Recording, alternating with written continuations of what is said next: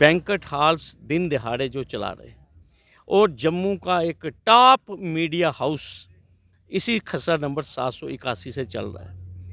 और मैं आपको ये भी बताना चाहता हूँ, एक बड़ी मारूफ सियासी शख्सियत, उनका भी निवास स्थान का कुछ हिस्सा जो है इस खसरा नंबर में है। और सबसे बड़ी बात, तकरीबन 6-7 इम्पॉर्टेंट बैंक्वेट हॉल्स दिन दिहाड़े वहाँ काम कर रहे हैं, और एक मीडिया हाउस।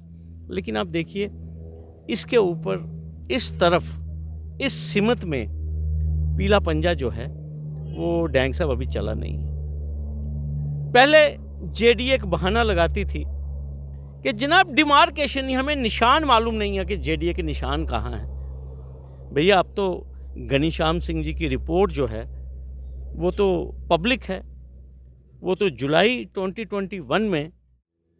आप देख रहे हैं न्यूज़ सैर इंडिया और मैं हूं अरफाज अहमद डैंग। आज की खास मुलाकात में हमारे साथ मौजूद हैं एडवोकेट शेख शकील अहमद सर।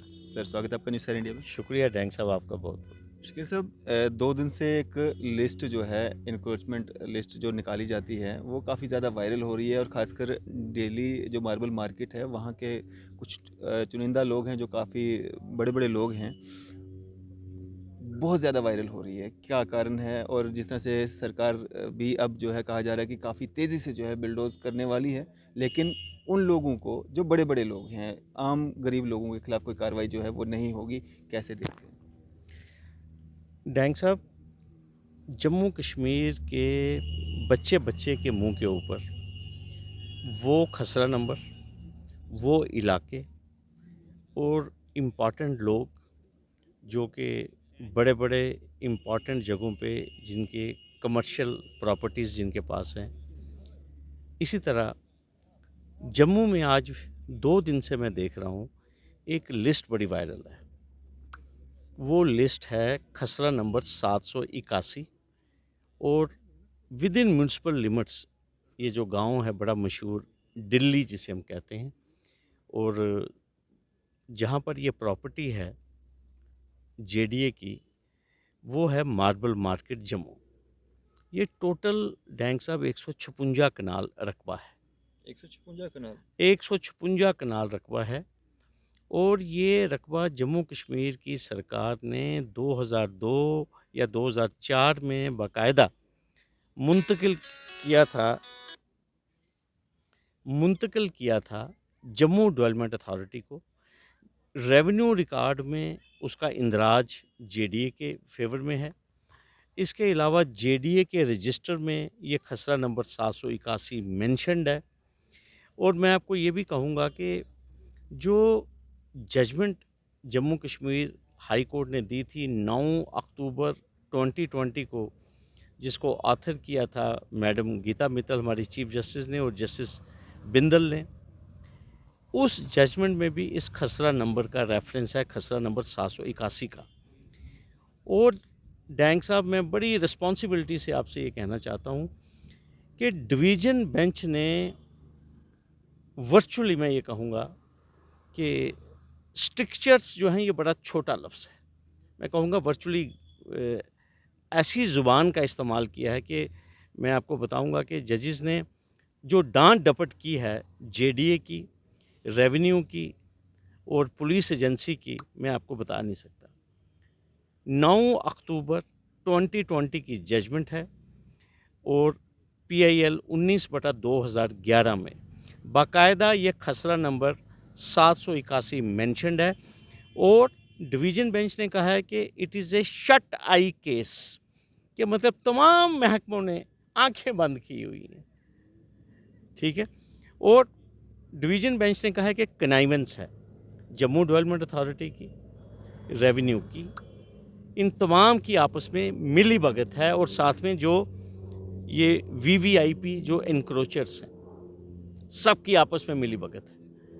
और एक बार नहीं, कोई कम से कम भी अच्छे खासे 5, 6, 7 पेजेस ये जो जजमेंट है उसमें डेडिकेट है इस खसरा नंबर 781। जब हमारे विकास पुरुष कहते हैं कि अतिक्रमण हमने हटाना है और उच्च न्यायालय के आदेश हैं, तो मैं अपने विकास पुरुष अपने ऑनरेबल एलजी साहब से ये इस्तदा करता हूँ कि एलजी साहब इस खसरा नंबर का रेफरेंस जो है वो तो डिवीज़न बेंच की जजमेंट में है। एमजी हेक्टर वाले खसरा नंबर का तो मेंशन ही नहीं था, लेकिन आपने तब भी एनक्रोचमेंट हटाई, अच्छी बात है। लेकिन जिस खसरा नंबर का रेफरेंस हाई कोर्ट के डिवीज़न बेंच की जजमेंट में है, उसके ऊपर सरकार जो है वो अभी गो स्लो अप्रोच पे चल रही है। गरीब लोग होंगे ना 5-5 मरले वाले, तभी नहीं सरकार कोई कार्रवाई कर रही है जिस तरह से बाकी जगहों पे है। देखिए डैंग साहब, मैंने आपको पहले ही कहा कि मैं एलजी साहब से बार बार मैंने इस्तदा यही की है कि एलजी साहब, अगर आपने फ़ैसला किया हुआ है रूल ऑफ लॉ को एस्टैब्लिश करने का, ये खसरा नंबर 781 जो है इसका रेफरेंस तो जजमेंट में है। तो आप मुझे एक चीज़ बताइए ना कि कहाँ 9 अक्टूबर 2020 बिल्कुल। और कहाँ आज हम फरवरी 23 में हैं, लेकिन 781 को कोई टच नहीं करेगा। और आज मैं 781 पे ही बात करूंगा और रोशनी डालूंगा। डिप्टी कमिश्नर जम्मू थी सुषमा चौहान जी, उन्होंने एक डिमार्केशन कमीशन का ऑर्डर किया और additional deputy commissioner law and order Ghanishyam Singh ji को चेयरमैन बनाया डिमार्केशन कमेटी का।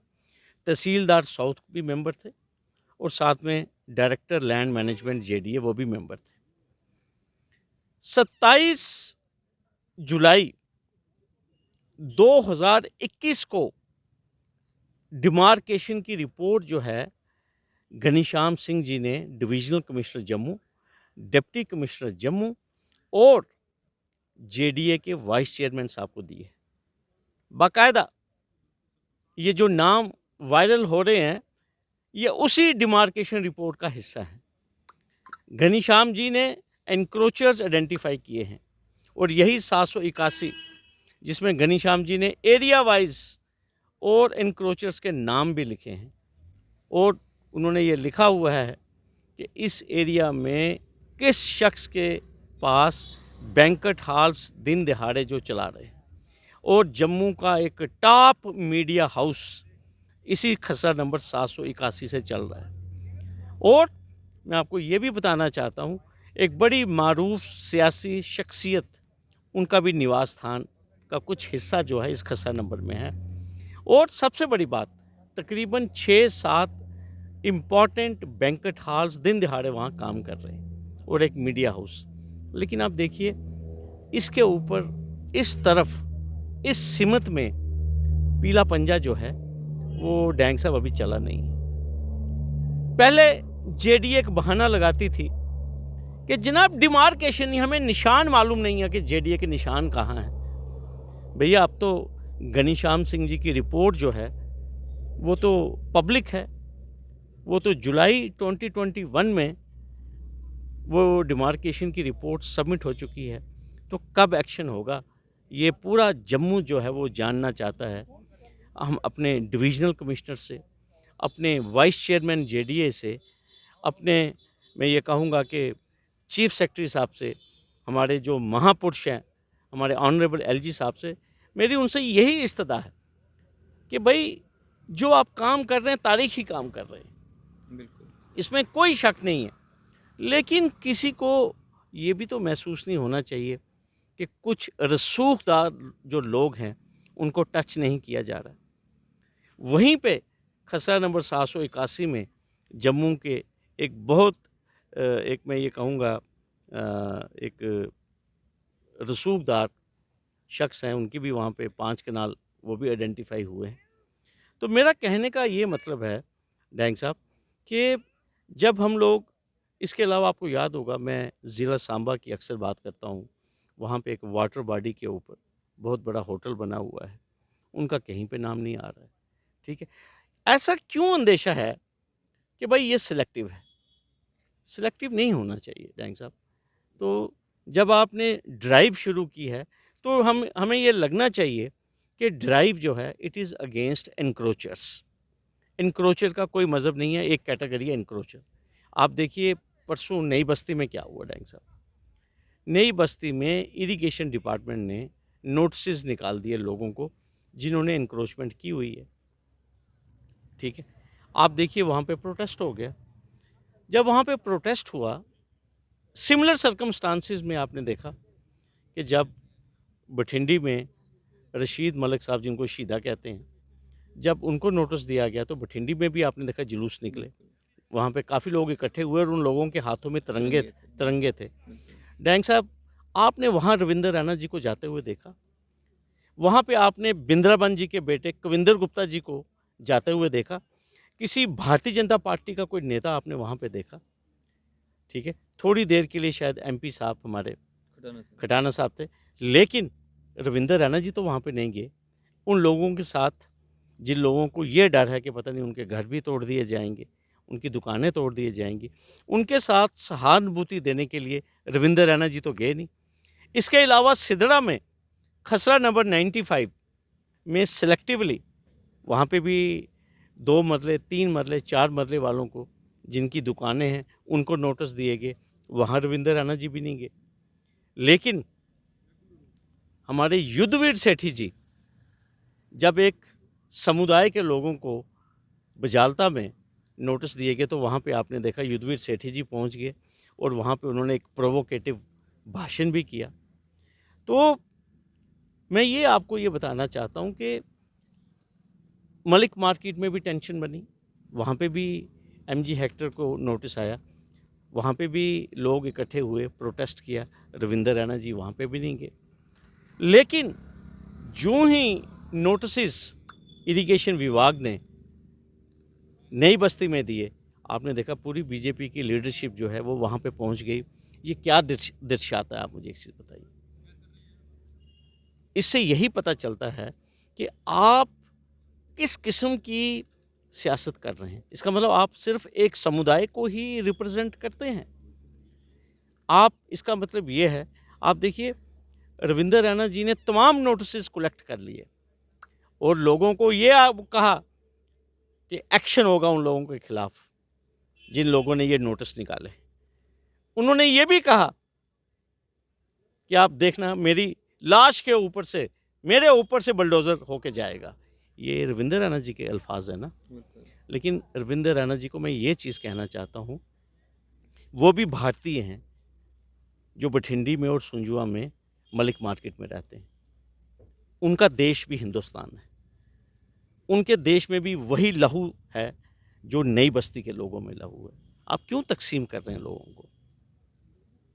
मज़ा तो तब है ना, आप बठिंडी भी जाते, उन लोगों के साथ भी सहानुभूति एक्सप्रेस करते। लेकिन डैंग साहब, क्यों इसके ऊपर हम सियासत खेलें, आप मुझे एक चीज़ बताइए। और आपने नोटिस सारे कलेक्ट कर लिए और आपने कहा कि मैं यहीं से जा रहा हूँ सीधा एलजी साहब के पास और चीफ सेक्रेटरी साहब के पास, और आपको डरने वाली कोई बात नहीं। बात सिर्फ ये है डैंग साहब, ये हमारा देश है, प्लूरल समाज है, हम सबको मिल के यहाँ पे रहना है, इकट्ठे। हमें नफरत नहीं फैलानी है यहाँ पे। हर एक शख्स को हमने एक ही आंख से देखना है। आप देखिए एलजी साहब का बिल्कुल क्लियर बयान आया। उन्होंने कहा किसी गरीब का मकान नहीं तोड़ा जाएगा। उन्होंने ये नहीं कहा, किसी मज़हब का नाम नहीं लिया उन्होंने, उन्होंने कहा किसी गरीब का मकान। और जो हमने अखबारों में उनके बयान पढ़े, उन्होंने कहा स्मॉल कमर्शियल एस्टेब्लिशमेंट जो है उसको नहीं तोड़ा जाएगा। लेकिन किसी ने पूछा कि खसरा नंबर 95 सिदड़ा में जो नोटिस निकले हैं वो क्यों निकले हैं, वहाँ नोटिस कौन कलेक्ट करेगा? आप मुझे बताइए, उन लोगों की नुमाइंदगी कौन करेगा? मैंने कल भी किसी को कहा था कि एक प्ले मैंने देखा था, मेरे हिस्से की धूप कहाँ है। तो ये जो लोग सियासी तौर पे यतीम हैं, उनकी नुमाइंदगी किसने करनी है? उनके नोटिस जो उनको आए हुए हैं, उनके नोटिस लेकर चीफ सेक्रेटरी साहब के पास, एलजी साहब के पास कौन जाएगा? चलें, शुक्रिया हमारे साथ बातचीत करने के लिए। Thank you very much. ये थे हमारे साथ एडवोकेट शेख शकील जी। आपकी इस सब पे क्या राय है? आप भी अपनी राय जो है ज़रूर साझा कीजिएगा। इसी तरह की मज़ीद अपडेट्स के लिए आप देखते रहें न्यूज़ शहर इंडिया। मैं फैज़ल मडैंग, कैमरामैन शाहनवाज के साथ।